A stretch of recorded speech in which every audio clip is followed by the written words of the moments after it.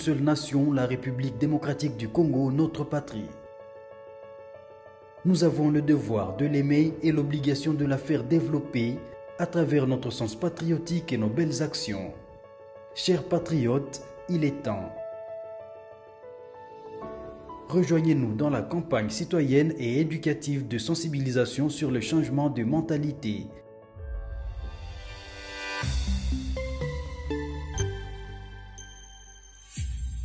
Zala, bon citoyen.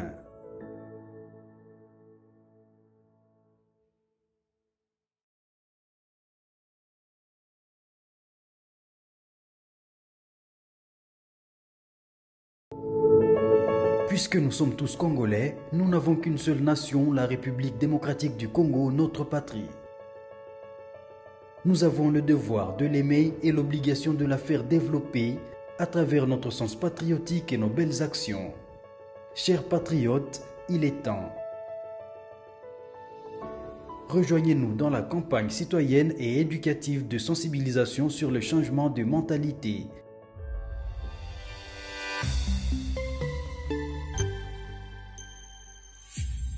Zala, bon citoyen. Soyez le bienvenu, fidèles téléspectateurs. Nous vous disons merci. Vous êtes très nombreux en train de nous suivre sur notre chaîne YouTube Communication Plus Télévision, aussi sur Facebook Communication Plus TV. Vous allez suivre plus tard sur le Centre TV et Delca Télévision sur YouTube la même émission. Vous allez suivre ça dans plus de 16 chaînes comme d'habitude. Vous étiez très nombreux.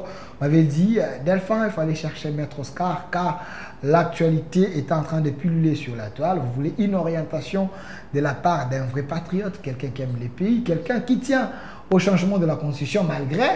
Il a pris ses projets, il a mis ça au tiroir, mais ce n'est pas encore fini. À un moment, il va se réarmer pour en parler. Mais dis-moi, pour le moment, c'est la cause nationale, le gouvernement de l'Union nationale. On en parle, les consultations ont commencé depuis hier. L'opposition a boycotté la main tendue du président Félix-Antoine Tshisekedi. Est-ce qu'il faut aller les dorloter ou soit il faut composer avec ceux qui sont prêts pour aider la nation? Il est ici avec nous. Maître Oscar Moubiaï, avocat au barreau de l'île, congolais, des pères et des mères, soyez le bienvenu. Merci beaucoup, monsieur le journaliste. Heureux de vous retrouver.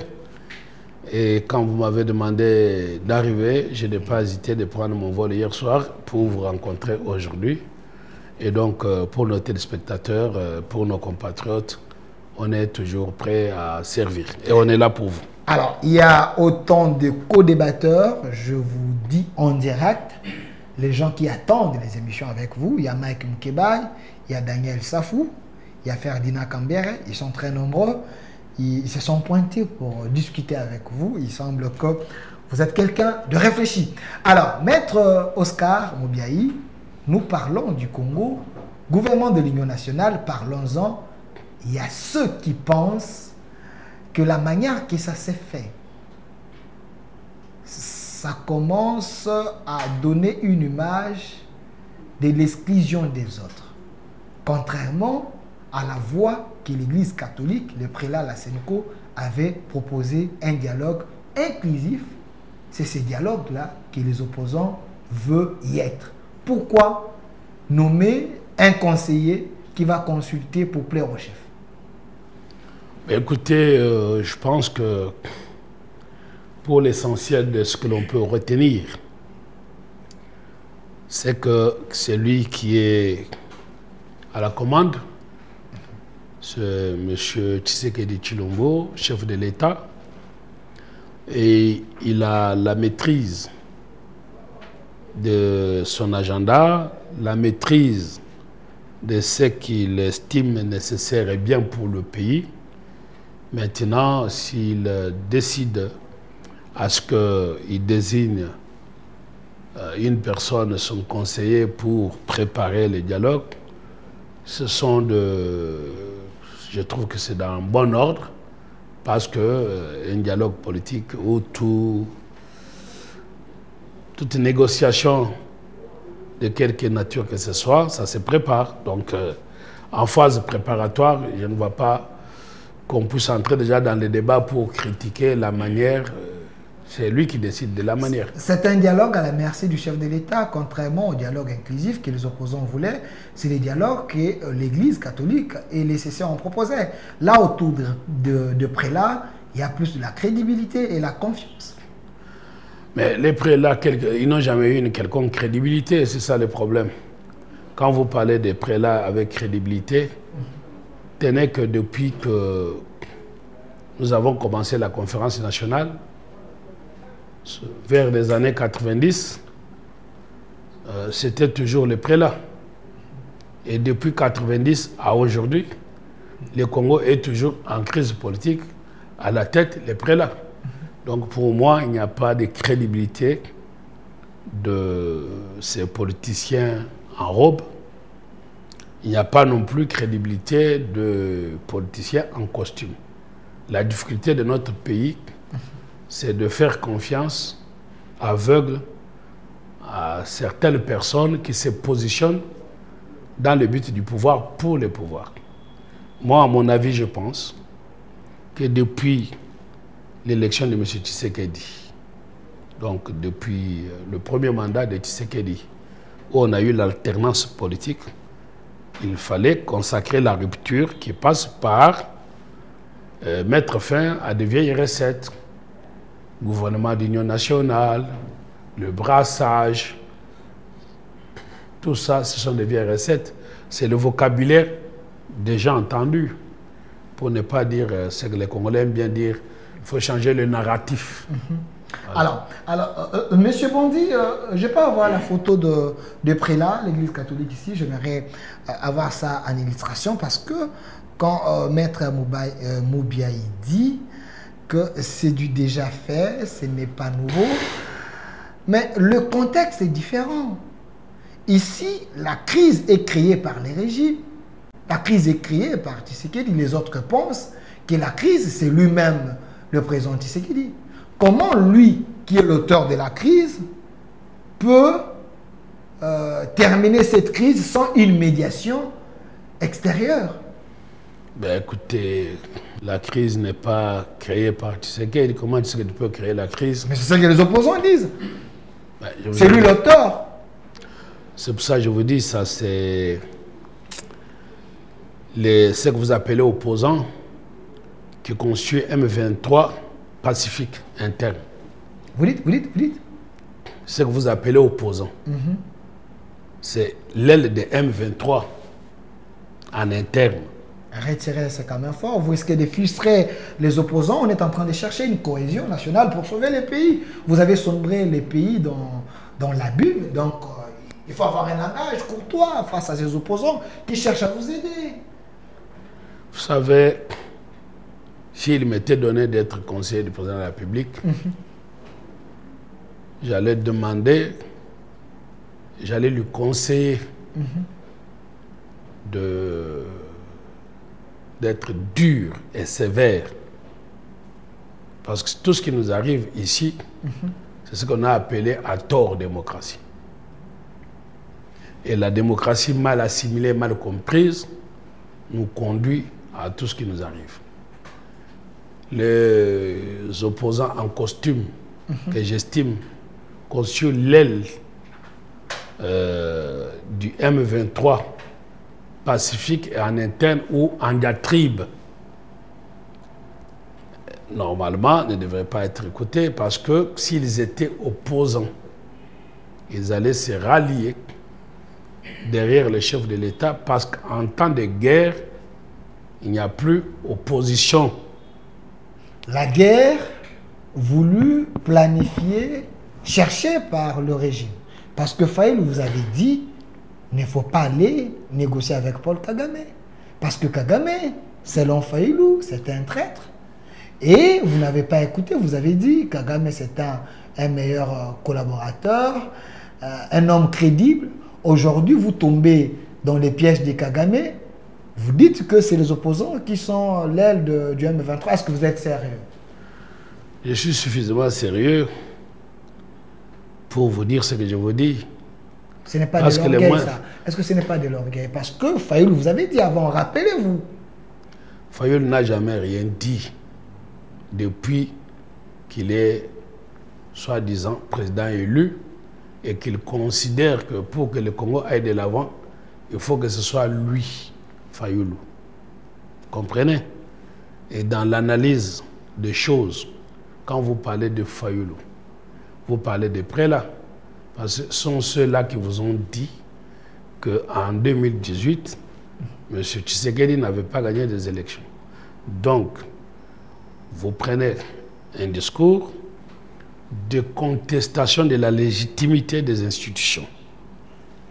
Et l'ennemi extérieur s'appuie sur ce discours et ensemble, ils créent ce qu'on appelle la rébellion, phase armée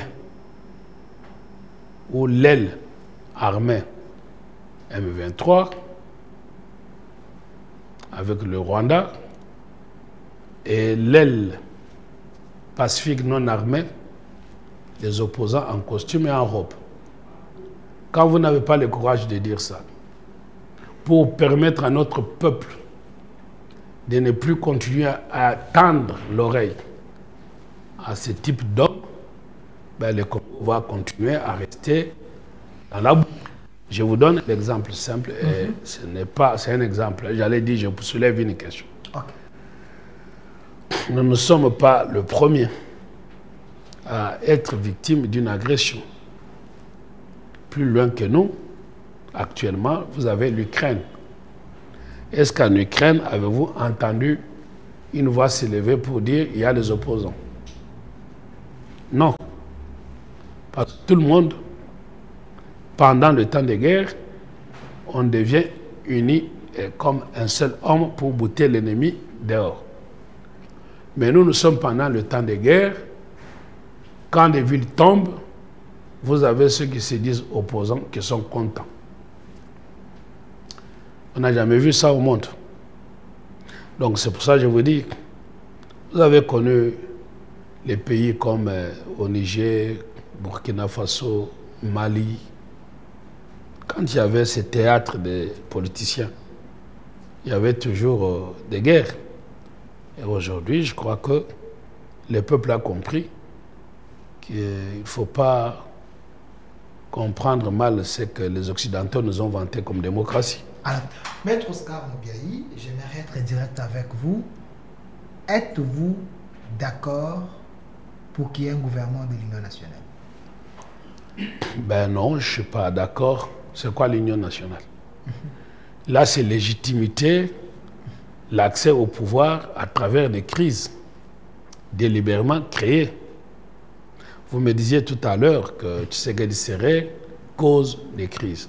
Non, selon les opposants, c'est lui la cause. Oui, mais c'est que vous appelez opposant. On est opposant à quoi? L'opposition, c'est par rapport à une politique. Je m'oppose à cette façon de gouverner. C'est ça l'opposition. Tout en sachant que en Afrique, nous n'avons pas de parti politique à idéologie. Comme on dit ailleurs en Europe, les socialismes, les gens de droite. On n'a pas ça. Et ceux qui ont fait les études d'analyse des partis politiques, on va vous dire que l'Afrique n'a pas d'idéologie politique. De telle sorte que on dit qu'en Afrique, ce sont les partis attrapent tout. Une fois qu'on a dit ça, il faut constater qu'il y a une tendance actuelle où les partis politiques ont tendance en Europe à disparaître au profit des indépendants. Quand vous prenez Macron, il est sorti de quel parti politique? Mais il a gouverné la France et il a été à son premier mandat massivement élu. Donc maintenant quand vous dites les opposants, vous avez les mêmes individus qui existent depuis que nous sommes, on va dire, à la phase de conférence nationale, parce qu'avant, c'était la dictature mobusienne, et depuis la libéralisation, vous avez eu les mêmes individus qui sont les mêmes qui ont participé à des gouvernements. Vous les prenez tous. Ils ont pris les armes pour les uns, Et pour les autres, non. Ils sont maintenant dans un discours de toujours appuyer la rébellion. Et ils ont été tous au gouvernement. Pendant qu'ils étaient au gouvernement, sous Kabila, comme sous, on va dire sous Kabila. Kabila a fait 18 ans de pouvoir. Vous avez M. comme Délice Sanga, qui était ministre du Plan. Et plan, c'est la planification pour un pays. Qu'est-ce qu'aujourd'hui il y a critique? Qu'est-ce qu'il a laissé dans la planification? J'entends maintenant parler des trains ivoiriens, les métros. Ben, parce que gouverner, c'est prévoir. Et quand vous avez été ministre, vous devez répondre à la redevabilité par rapport à votre bilan. Et quand vous avez été ministre du Plan, c'est la continuité des services publics ou de l'État. On devait voir au ministère du Plan, aujourd'hui, il y a des réalisations. Je vais prendre l'exemple de la France. Moi, dans ma ville aujourd'hui, quand moi je suis arrivé il y a plus de 20 ans dans cette ville, il n'y avait pas une ligne de métro. Mais il a été prévu qu'en telle année, vers les années 2020, le métro passera là-bas. C'est un plan, un projet qui va pouvoir se réaliser dans 20-30 ans. Mais si maintenant M. Sesanga avait des idées de nous voir avec des autoroutes, des trains comme en Côte d'Ivoire, mais il aurait dû, comme il est intelligent... J'ai l'impression que vous faites une fixation sur les individus, mais j'aimerais que nous puissions parler pays. Je parle pays. Vous dites que vous n'êtes pas d'accord pour le gouvernement de l'Union nationale. Il semble que c'est la seule voie pour décrisper les crises, pour donner un peu de souffle au régime Tshisekedi. Vous enquêtez, vous risquez de s'enfoncer vers l'émir. Écoutez, ce n'est pas la seule voie. Non, mais moi, je ne suis pas là pour gober des histoires qui ne passent pas pour mon pays. Je ne suis pas opposant, moi. Je suis un citoyen libre et je réfléchis librement. Mais au regard des réalités, les gens pensent que c'est ça la voie. Quels gens? J'ai dit les gens plus éclairés que vous, qui sont autour du chef.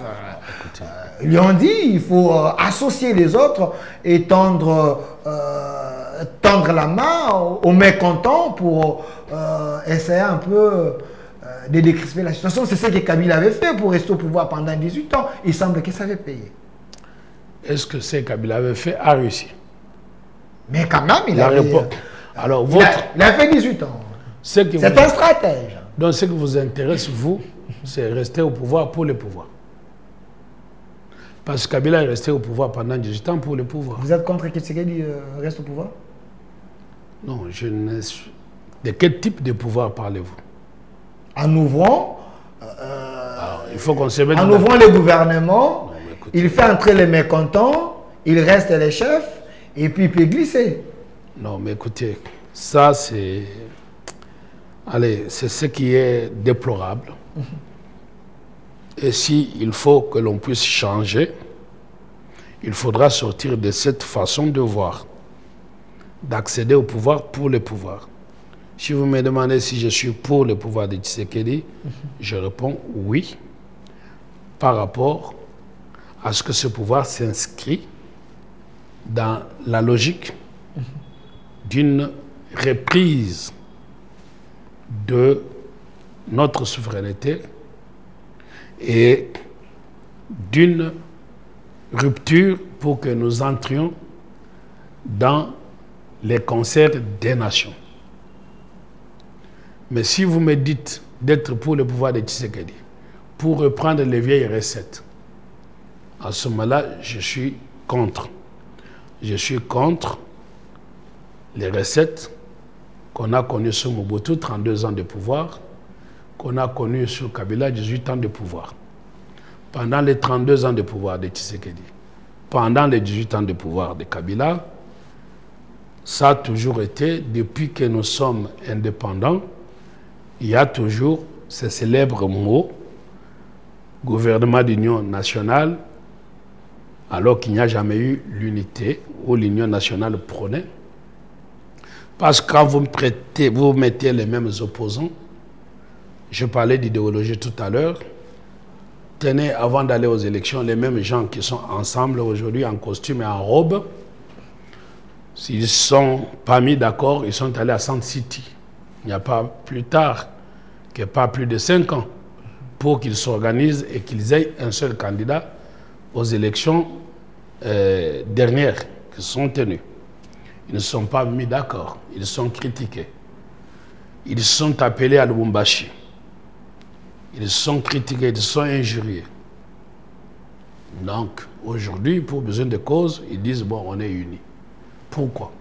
Pour parler du gouvernement de l'Union nationale, du gouvernement de salut public, alors que le peuple n'a jamais eu le salut à cause d'eux. Et quand je parlais tout à l'heure, parce que celui qui me venait en esprit, j'en vois l'autre, monsieur en cravate rouge. Professeur Matata Pognon, votre aîné scientifique. Voyez-vous, écoutez, non, il ne faut pas me provoquer. Je parle d'un professeur.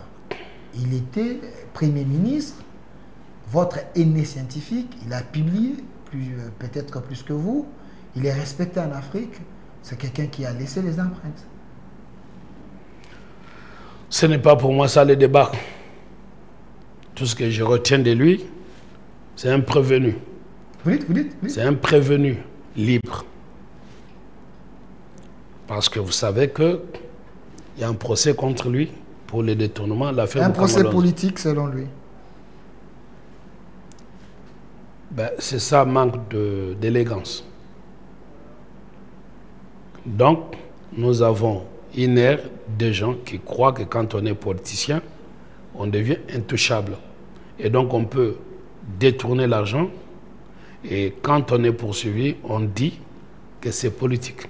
Et quand le bas peuple, les petits, qui se retrouvent et croupissent à Makala pour une histoire de téléphone, une histoire d'avoir volé un pain parce qu'il avait faim, ça, ce n'est pas politique. N'ouvrez pas cette boîte parce que vous êtes maître avocat. Il n'y a aucune loi dans notre constitution qui prévoit que le Premier ministre peut être poursuivi par des juridictions qui n'est pas sa taille. Donc, ces dossiers, il semble, selon l'esprit de la loi congolaise, devaient être classés sans suite. Mais parce que c'est un opposant, vous cherchez comment les détruire. Alors, maître Oscar, on était en train de parler du gouvernement. Il y a ceux qui pensent, sur la toile déjà ça brûle là, on dit que Vital Kamerhe, c'est un imposteur. C'est quelqu'un qui n'aime pas le bonheur de Tshisekedi, du moins encore la paix du régime. Hier, il a parlé, il n'a pas cité le nom de Jean-Pierre Bemba, mais il semble que politiquement, il a taquiné, parce que quand Jean-Pierre Bemba fait ses meetings, il cite les noms de Kabila comme Rwandais, comme quelqu'un qui soutient Nanga pour venir à Kinshasa, détruire l'élan du pouvoir et détruire les Congolais. Vous, comme un outil en politique, pensez-vous qu'il joue le jeu de l'ennemi, Vital Kamerhe? Mais déjà, j'étais en train de vous répondre par rapport aux photos qui défilent. Et je crois que quand les photos défilent, la première personne que je vois dont je peux me dire être proche, c'est M. Sesanga. Mais j'ai toujours dit que je suis plus ami de la vérité que de mon ami. La vérité a été que je puisse démontrer qu'il a déjà été au pouvoir sous Kabila et comme ministre de plan. Vous êtes un peu passéiste. Évoluons avec l'actualité. Ça n'en gère pas. Si vous ne me laissez, c'est le régime Tshisekedi qui gère, en train d'échouer. Si vous ne me laissez pas m'exprimer, okay, je ne me ferai pas entendre. Okay. Et les gens vont croire que je serai contre M. Sesanga. Il semble que c'est vrai. C'est une fixation contre un opposant. Bon, moi je ne pratique pas la langue de bois. Okay. Et donc, c'est pour ça que je disais, quand on est en opposition, avant de critiquer, on doit être face à son propre bilan. Et ce que je l'ai dit là, je l'ai dit ouvertement et librement parce que je pense qu'il a un esprit éclairé pour comprendre que ce que je dis là, il le sait que c'est une vérité. À moins de vouloir flatter les gens. Donc, j'étais en train de dire, j'aurais été heureux de trouver qu'avant, ayant été ministre de plan, qu'il y a un projet, n'est-ce pas, une planification qui aurait fait que 30 ans après, on puisse réaliser ce projet pour dire cela a été conçu par l'ancien ministre de plan, qui devait avoir un ministre de plan en train de nous dire on peut faire des métros, on peut faire ceci. Mais on ne l'a pas fait quand on était au pouvoir. Donc, acte. Vous m'avez présenté l'autre monsieur en cravate rouge. Votre aîné scientifique. Déjà, nous ne sommes pas d'une même discipline. Je ne sais pas pourquoi vous dites ça. C'est un professeur. Lui, c'est un professeur, vous êtes un avocat. Ben, ce qui fait que nous ne sommes pas d'une même discipline. Ça veut dire moi je suis juriste, lui il est économiste. Je parle qu'il est votre aîné scientifique. Non, moi je ne comprends pas. Moi je n'entre pas dans ce débat. Je ne comprends pas ce que vous voulez dire par là. Être aîné scientifique, comment quelqu'un qui est juriste peut voir un économiste être son aîné? Non, je ne comprends pas ce que vous voulez dire. Bon, je vous laisse, ça c'est un débat des personnes. Vous me posez des questions, je vous réponds sur les idées. Et les gens, quand je réponds sur les idées, ils peuvent être mes frères, mes amis, mon père. Mais quand les idées ne passent pas, je dis non. C'est ce que Maître Oscar est en train de dire. Et donc, concernant le monsieur Matata, il a été premier ministre en 2012.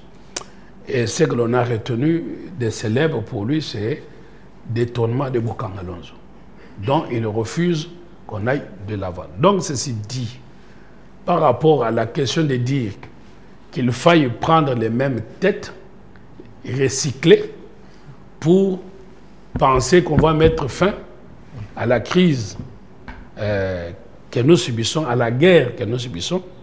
Nous ne sommes pas en crise politique. Nous sommes injustement agressés. Et donc nous ne pouvons pas trouver une réponse à la guerre par rapport à ce que vous appelez Union nationale, salut public. Ça sont des vocables dans la politique congolaise depuis 1960. Et ça n'a jamais résolu moindre problème. Ce dont on a besoin, et les conseils que je peux donner à M. Tshisekedi, c'est à M. le Président Tshisekedi, c'est que je respecte beaucoup la fonction. Donc, c'est que aujourd'hui, il a été élu par le peuple, il a la confiance du peuple. Ayant la confiance du peuple, il s'est choisi un cabinet, indépendamment de ces histoires constitutionnelles où on a dit qu'il faut tenir compte de l'espace linguistique, des histoires inutiles. Et pendant ce temps d'ailleurs, la Constitution doit être suspendue. Et il forme un cabinet par rapport à la technicité de personnes qu'il va estimer utiles pour que nous fassions face à la guerre. Mais si maintenant, face à la guerre, vous répondez à prendre des têtes de gens qui n'intéressent même pas les rebelles, ça n'aura résolu aucun problème. Au contraire, ça créera des problèmes parce que ce sont des gens qui sont allés voir les rebelles alors qu'il y avait mort d'hommes à Goma quand ils sont arrivés pour certains politiciens en soutane. Ils sont allés voir ces mêmes rebelles. C'est comme si on va aller discuter avec les terroristes. Alors, maintenant, d'une chose et d'un seul mot, il faut qu'on nous dise, parce qu'on ne peut pas résoudre un problème sans l'avoir localisé et situé. On doit nous répondre pourquoi le Rwanda nous fait la guerre aujourd'hui. OK? Si le Rwanda nous fait la guerre aujourd'hui, parce que la politique de Tshisekedi ne serait pas celle qui plairait au Rwanda, encore moins aux opposants en costume, à ce moment-là, il y aura ingérence du Rwanda dans les affaires internes du Congo et il y aura une solution de ceux-là qui nous voulaient, qui disent que Tshisekedi ne serait pas légitime ou qu'ils souhaitaient entrer au pouvoir. Pour eux, la guerre est une occasion bienvenue pour contraindre à M. Tshisekedi de les accepter pour arriver au pouvoir. Voilà. Il n'y aura pas ni salut public, ni solution à la guerre. La guerre, on l'a fait ensemble, en faisant confiance au président en place et on tait ces divergences internes pour en parler après la guerre. Aujourd'hui, là, il n'y a pas lieu à ouvrir l'histoire des politiques ou des politiciens. Maître Oscar, vous avez votre manière spéciale de résoudre le problème. Espérons que cette manière ne va pas pousser les chefs de l'État à aller vers une crise encore atroce.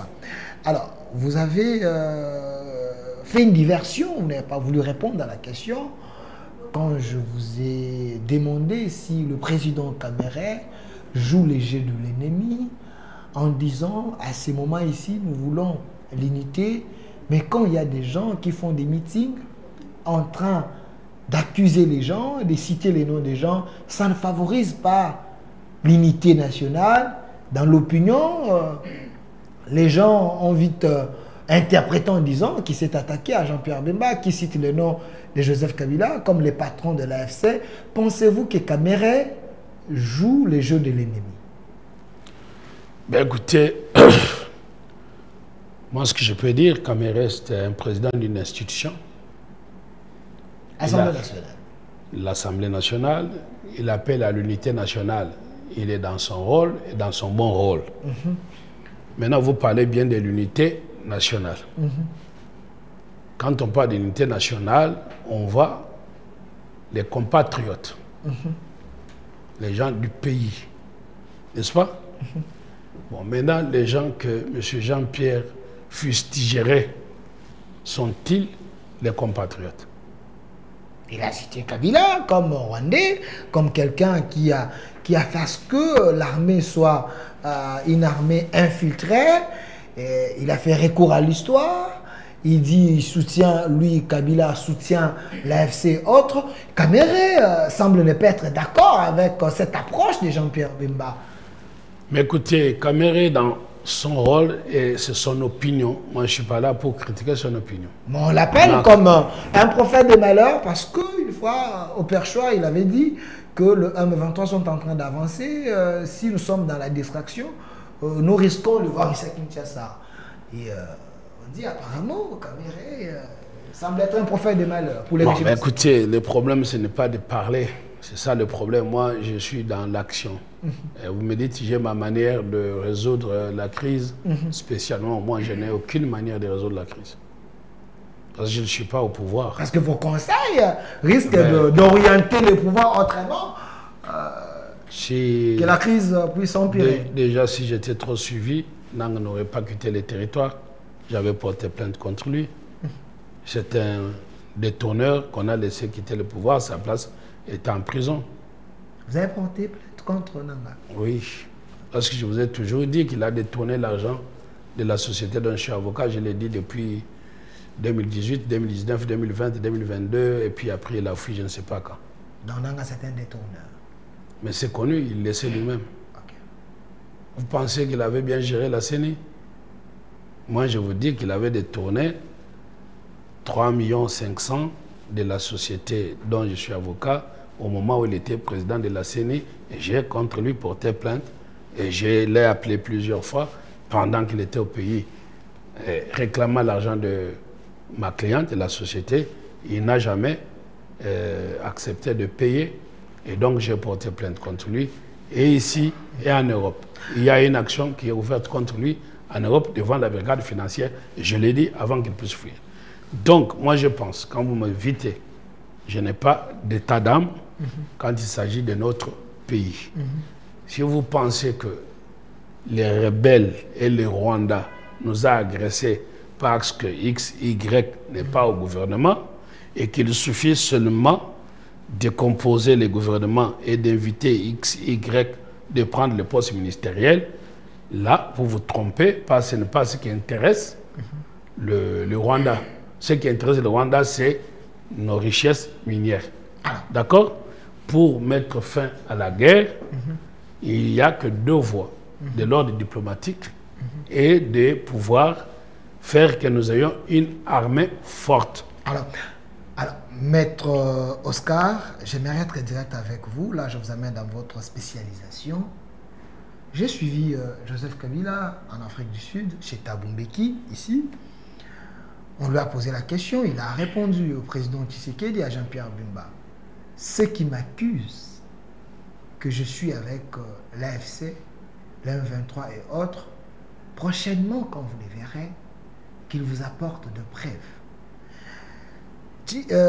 Kabila, il est protégé par les statuts des anciens présidents. Il y a une loi qui les protège. Est-ce qu'il y a moyen d'ouvrir une action contre lui? Est-ce que cette loi semble être l'armure? C'est une loi anticonstitutionnelle. OK? La loi pour protéger les anciens présidents en créant un régime des intouchables, c'est une loi anticonstitutionnelle. Et donc, si aujourd'hui, le monsieur Kabila, l'ancien président, est poursuivi pour X, Y raison, et qu'on évoque cette loi-là, il n'y a pas lieu à son application parce que c'est une loi ordinaire qui vient contredire la Constitution. Et entre contradiction entre une loi ordinaire et la Constitution, la loi ne s'applique pas. Un exemple, on dit qu'il ne peut pas être poursuivi pour détournement. OK? Par exemple, il y a d'abord, c'est une loi immorale. Vous dites? C'est une loi immorale. Ça, c'est votre philosophie de la loi? Ou il faut respecter la loi comme telle? Parce que dans cette loi, c'est bien dit, tout ce qu'il avait fait pendant son mandat, il ne peut pas être poursuivi pour ça. Donc, il faut qu'il y ait de nouveaux crimes pour qu'il soit poursuivi. Voilà pourquoi je posais la question face à ces révélations de l'AFC qui soutient le 1-23, est-ce qu'il peut être poursuivable sur le plan juridique? Mais je vous ai répondu. Maintenant, appeler 1 milliard de juristes au monde pour les mettre en débat contradictoire. Une loi, c'est quoi? Une loi vient protéger une valeur sociale. La valeur sociale, c'est ne voler pas des biens publics. C'est ce qu'on appelle détournement. Maintenant, si vous avez une loi qui vient vous dire qu'une personne qui avait détourné, fut-il ancien président, ancien premier ministre, si vous avez une loi qui protège ces gens pour qu'il y ait, on va dire, l'amnistie de leurs faits infractionnels, cette loi-là qui exonère certaines personnes de leur responsabilité pénale, cette loi est immorale. C'est ce que j'ai dit. C'est comme une loi qui vient dire, bon, vous avez violé pendant que vous étiez président et vous ne pouvez plus être poursuivi pour viol. Et donc vous admettez que parce qu'on a un pouvoir, qu'on puisse violer. Parce qu'on a un pouvoir, qu'on puisse détourner. Donc le pouvoir n'est plus pour l'intérêt public et général, le pouvoir vient pour la protection d'un individu. C'est que M. Kofi Olomide dit à tort, mais en constatant la réalité sociale africaine, moi, je me conduis à Kotakaboloko T. Maintenant, dans une république, il n'y a personne qui soit au-dessus de la loi. Maintenant, si une loi peut être votée sous la dictature de Kabila, ou quand il pouvait même dire que moi, Kabila, je deviens prince, et que, bon, parce qu'il était déjà lui-même prince, ou que son fils devenait à sa succession, vous auriez pu voir les gens qui acclament Raïs. Vous comprenez? C'est pour ça qu'il s'alignait comme des moutons à Kingakati. Ça, c'est cette mentalité-là que nous avons combattue et que nous combattons. Après, je suis en train de vous dire que vous faites des gouvernements d'union nationale sans que nous ne soyons pas tous unis vers un idéal commun et national, il n'y aura pas d'unité nationale. Faites les gouvernements de salut public tant que nous n'avons pas mis fin à cette guerre que Tshisekedi n'a pas amené. C'est voilà les messieurs qui ont amené la guerre. Vous dites? Les messieurs qui nous ont amené la guerre. Non, c'est un pacificateur, Kabila. Un pacificateur, l'homme qui a la passion du Congo. Ça, c'est votre opinion. Non, c'est ce qu'il avait dit. Mais les gens qui nous ont amené la guerre sont les Kadoko. À l'époque, il a été de l'AFDEL. Et notre malheur, c'est d'avoir laissé l'AFDEL arriver à Kinshasa. J'ai toujours indiqué, prôné, qu'on nous enlève ce jour maudit de l'histoire de notre pays, qui est le 17 mai, où on nous a amené tous les aventuriers. Okay.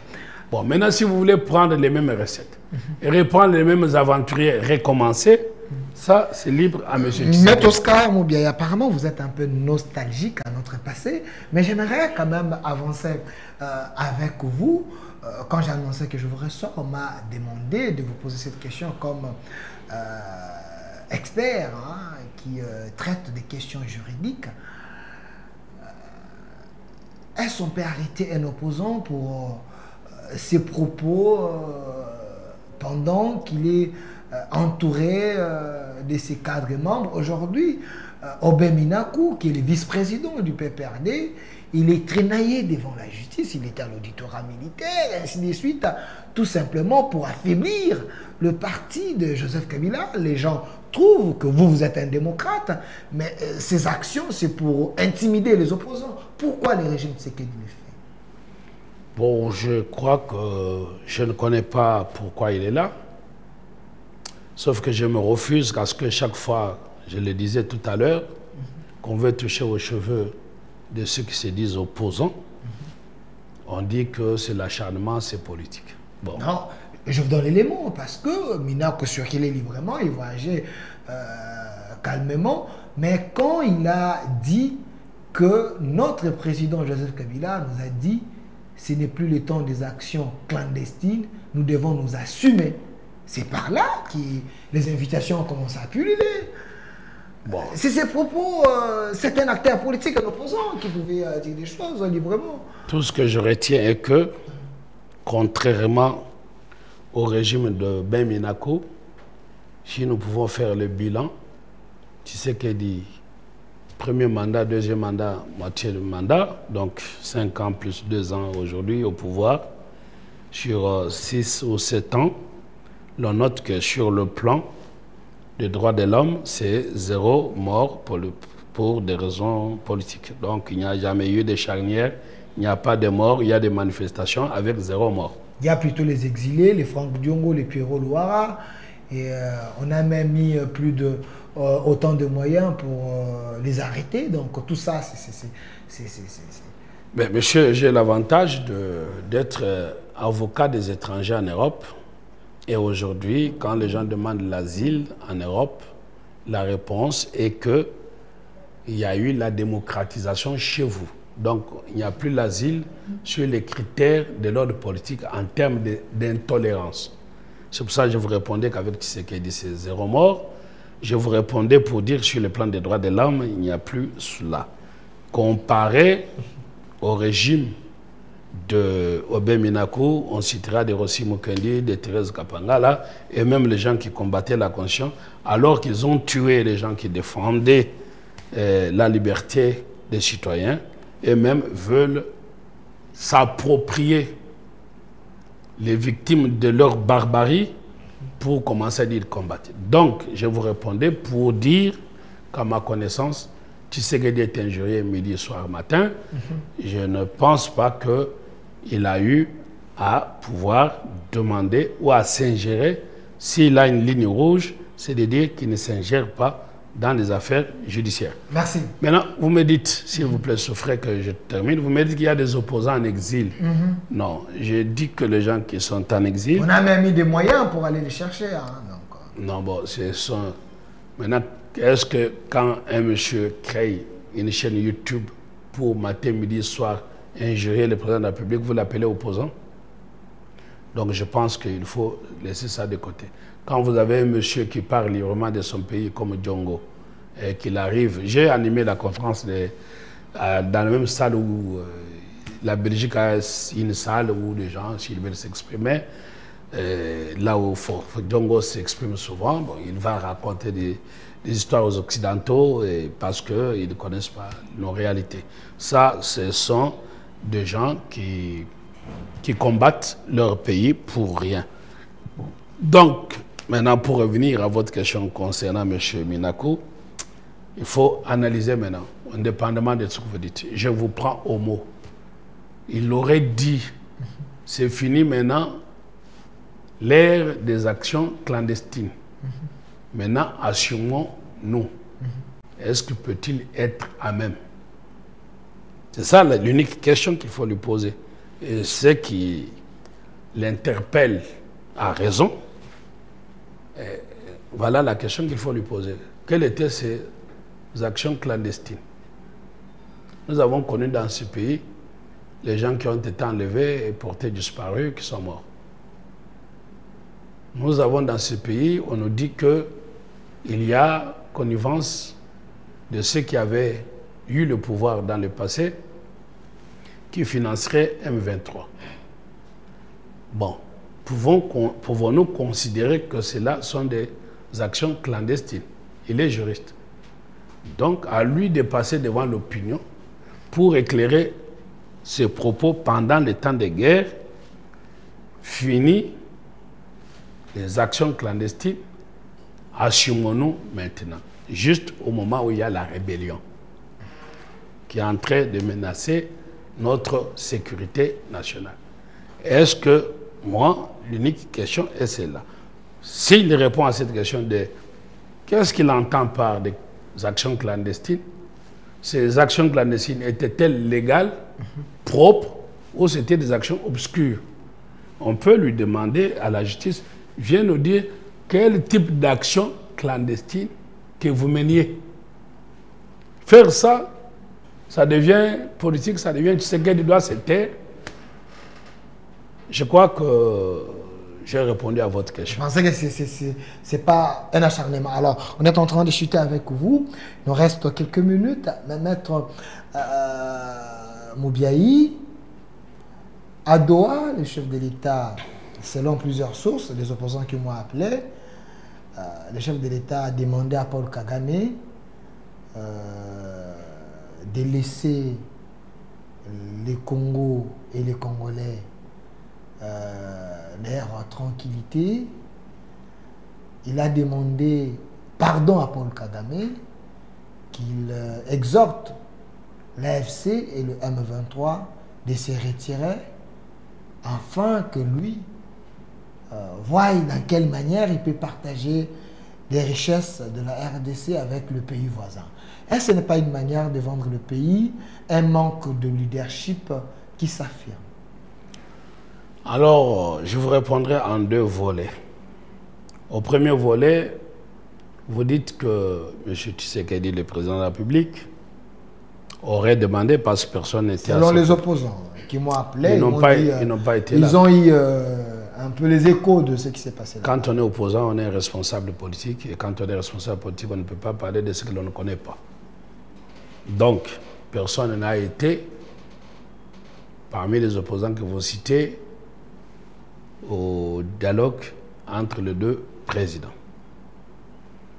Mais l'on peut décortiquer et analyser en fonction de la personnalité de Tshisekedi pour savoir s'il a dit ou il n'a pas dit ce que l'on peut penser. À mon avis, je pense que s'il a dit, et il doit l'avoir dit à M. Kagame, arrête, retire tes mains de mon pays, ça, nous pensons qu'il l'a dit. Parce qu'il avait toujours voulu de rencontrer M. Kagame pour lui dire en face, retire-toi de mon pays. Ça, dont acte. Nous pensons qu'il a dit ça. Et il doit l'avoir dit parce que c'est l'unique point à l'ordre du jour qu'il souhaitait que la rencontre soit organisée. Maintenant, est-ce qu'a-t-il demandé pardon? Je ne pense pas qu'il puisse le faire. D'abord, de par son éducation. C'est quelqu'un qui a été éduqué, nourri dans la maison de M. Etienne Tshisekedi Wamulumba.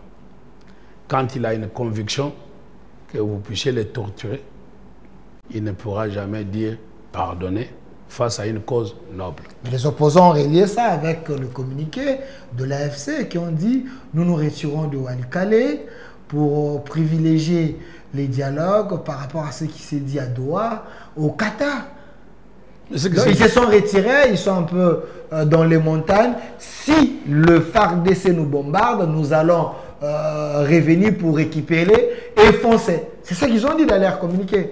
En quelque sorte, les opposants ont poussé l'idée en disant que le président avait demandé pardon, je ne confirme pas, mais parce que en lisant ces communiqués, apparemment, l'AFC s'est retiré sur base de ce qui s'était dit là-bas. Je ne donne aucun crédit à la parole d'un rebelle. Leur communiqué, ils ont écrit. La parole, c'est par communiqué. Okay. des rebelles. Les rebelles, c'est les terroristes. Et les gens qui s'élèvent sans noble motif et prennent les armes pour créer la désolation au XXIe siècle finissant sont des terroristes.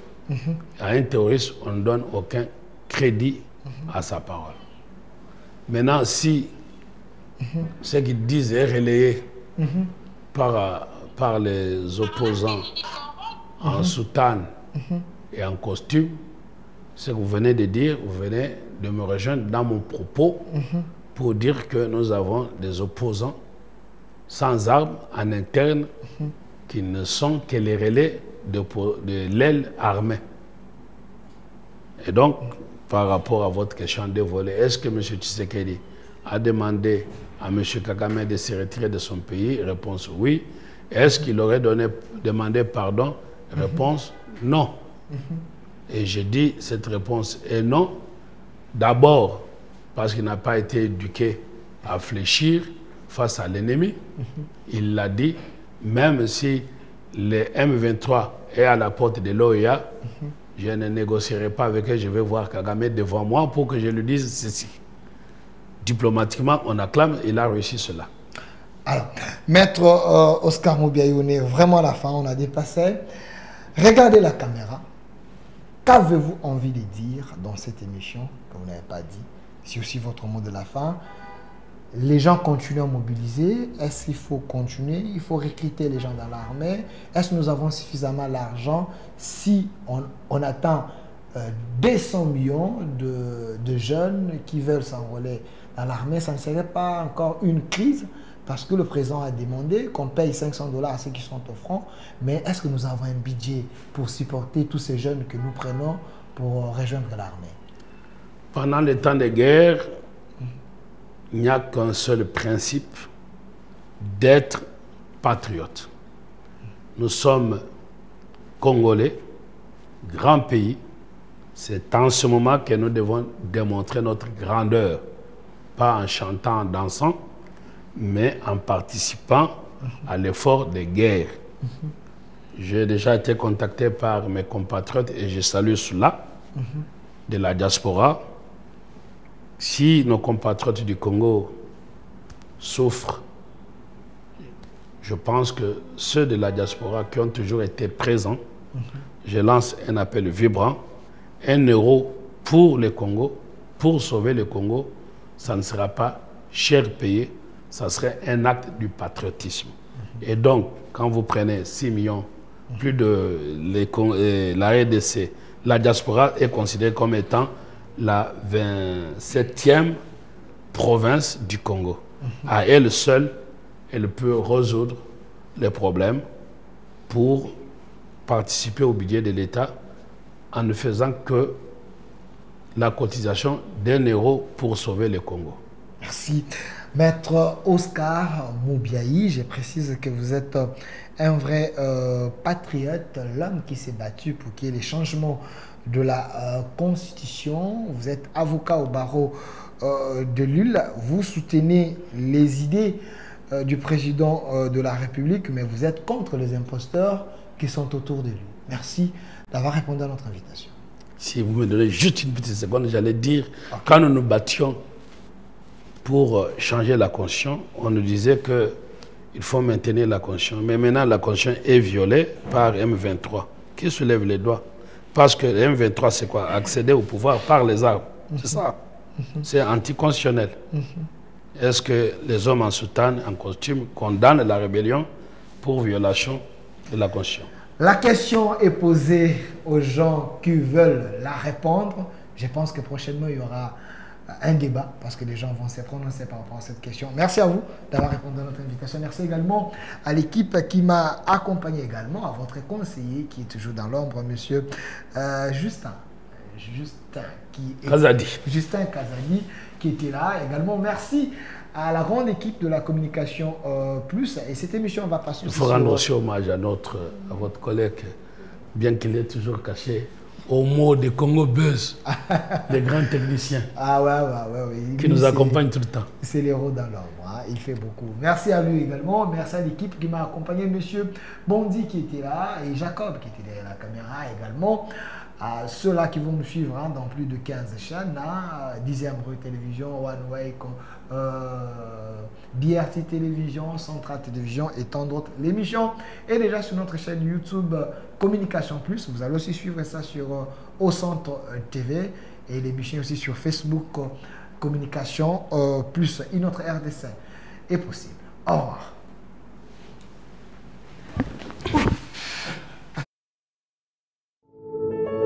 Puisque nous sommes tous Congolais, nous n'avons qu'une seule nation, la République démocratique du Congo, notre patrie. Nous avons le devoir de l'aimer et l'obligation de la faire développer à travers notre sens patriotique et nos belles actions. Chers patriotes, il est temps. Rejoignez-nous dans la campagne citoyenne et éducative de sensibilisation sur le changement de mentalité.